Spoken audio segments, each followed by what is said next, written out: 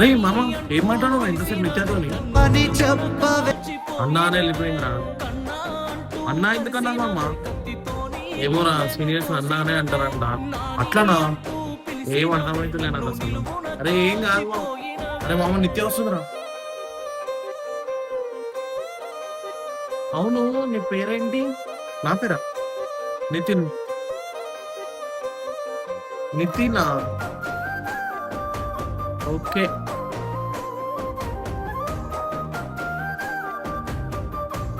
అరే మామ నీకు అర్థమైతే లేదురా, పేరు అడిగి పోయిందిరా మామ, నమ్ముకుంటా పోతుంది మామ. అరే నీకేం అర్థమైతే మామ, నువ్వు పోయి చెప్పేసే మామ.